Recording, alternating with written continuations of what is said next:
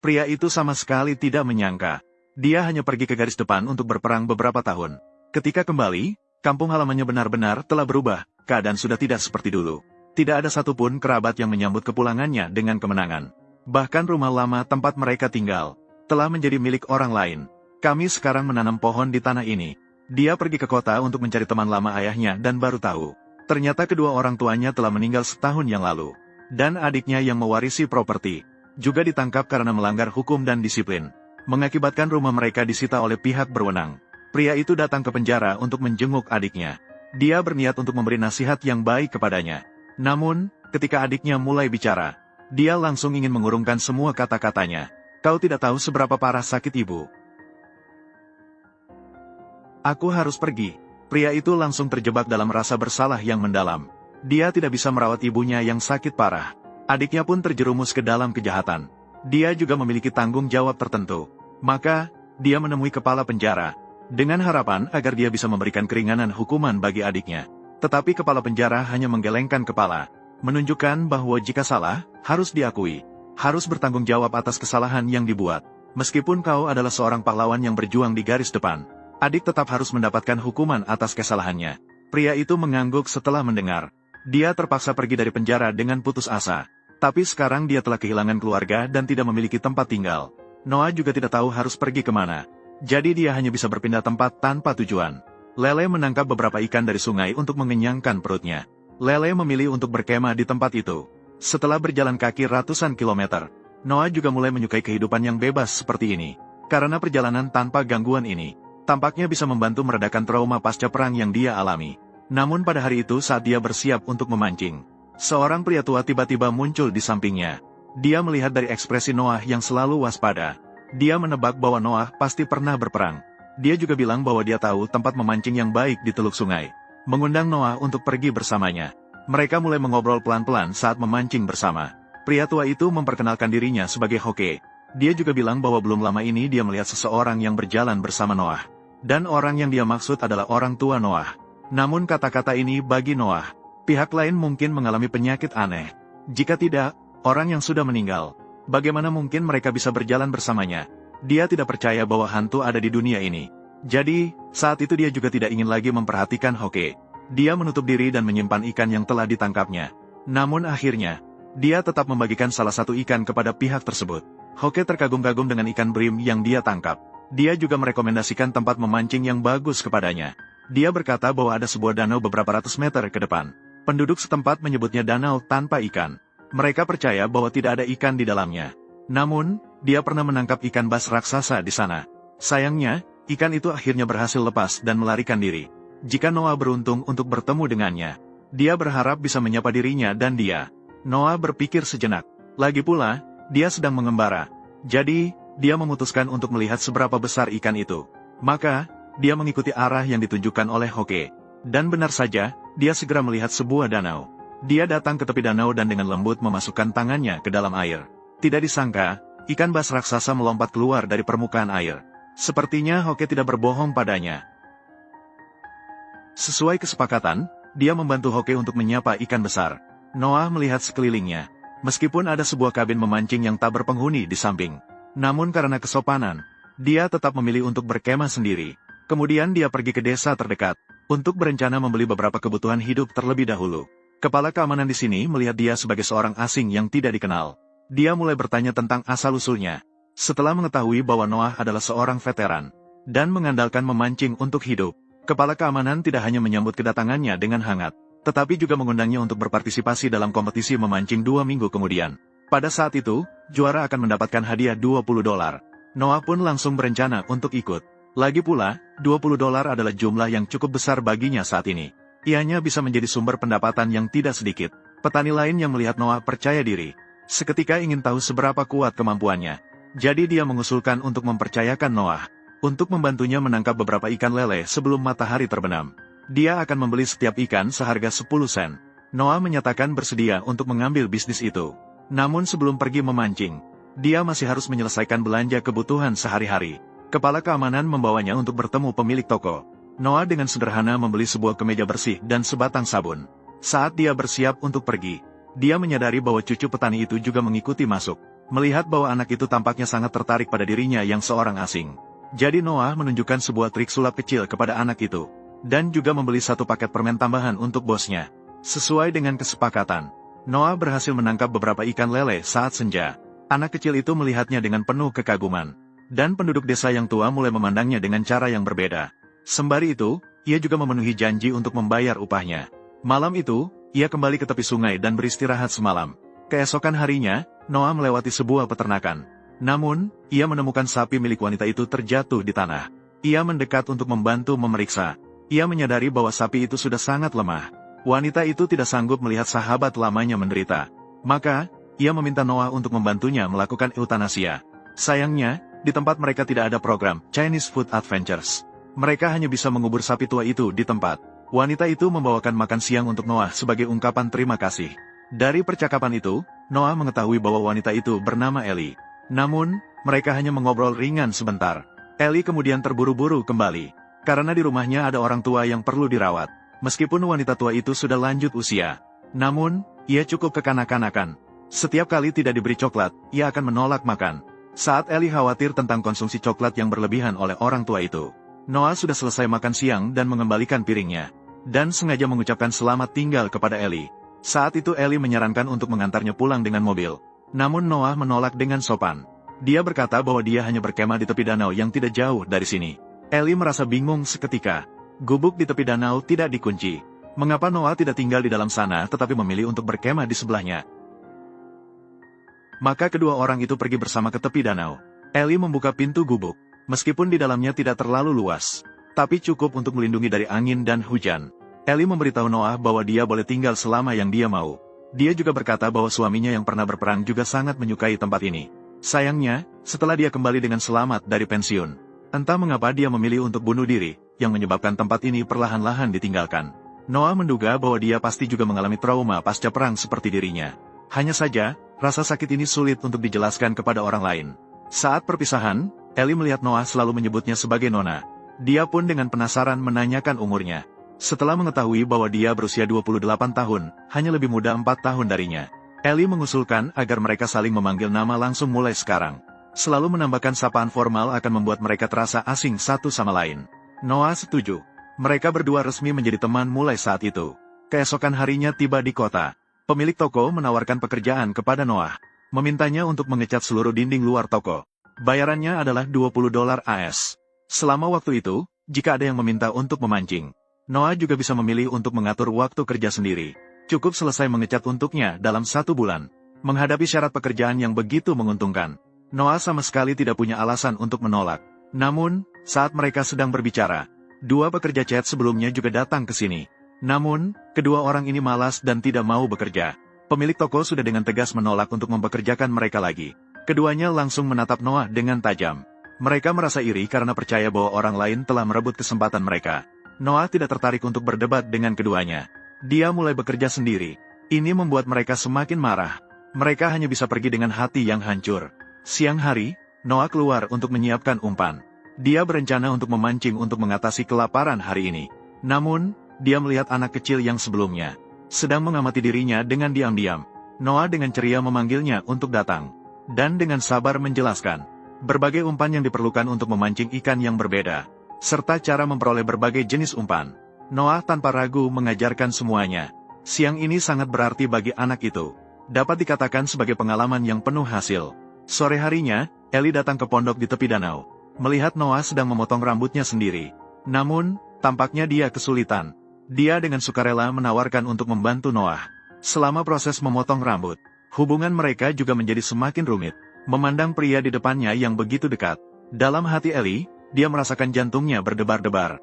Keesokan harinya, Noah datang seperti biasa ke toko untuk mengecat. Namun, ia melihat anak kecil itu juga membawa kuas. Dia mendekat. Dia ingin cepat membantu Noah menyelesaikan pekerjaan hari ini, supaya dia bisa menemaninya pergi memancing. Noah dengan senang hati menerima. Dan ia juga menceritakan kepada anak itu tentang ikan kakap besar. Dan yang tidak dia ketahui adalah, saat itu, Ellie sedang membawa spray baru ke rumah kayu. Dia dengan perhatian membantu Noah menggantinya. Dia juga dengan teliti membersihkan ruangan. Tidak sulit untuk melihat bahwa dia sudah memiliki perasaan terhadap Noah. Namun, di sisi toko ini, 2 tukang cat kemarin datang untuk membuat masalah bagi Noah. Mereka dengan sengaja meminta Noah untuk membantu menangkap ikan lele. Dan mereka akan membeli dengan harga tinggi Rp250 per ekor. Namun, syaratnya adalah Noah harus menangkap 12 ekor sebelum matahari terbenam. Jika tidak, berapapun yang ditangkap harus diberikan gratis kepada mereka. Semua orang yang mendengar syarat ini menyarankan Noah untuk tidak setuju. Ini jelas-jelas sebuah jebakan. Namun, Noah hanya tersenyum kecil. Ia berniat untuk bertaruh dengan mereka. Beberapa orang mengundang pemilik toko dan kakek anak itu untuk menjadi saksi. Noah dengan santai melemparkan kailnya ke dalam sungai. Tidak lama kemudian, ikan mulai menggigit kail. Dalam sekejap, Noah berhasil menariknya ke atas.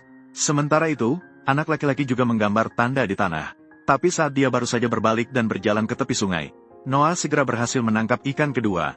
Dengan semakin banyaknya tanda di tanah, wajah kedua orang yang bertaruh itu juga semakin suram. Akhirnya, seperti yang diperkirakan, Noah, menjelang matahari terbenam, berhasil menangkap 12 ikan lele berturut-turut. Pasangan itu hanya bisa pasrah membayar Noah. Ini seperti mengangkat batu dan menghancurkan kaki sendiri. Noah yang beruntung kembali ke pondok di tepi danau dengan senang hati. Namun, dia melihat banyak barang yang sebelumnya usang menjadi baru. Dia menebak bahwa Eli pasti pernah datang ke sini siang tadi. Di dalam hatinya, timbul sedikit bayangan.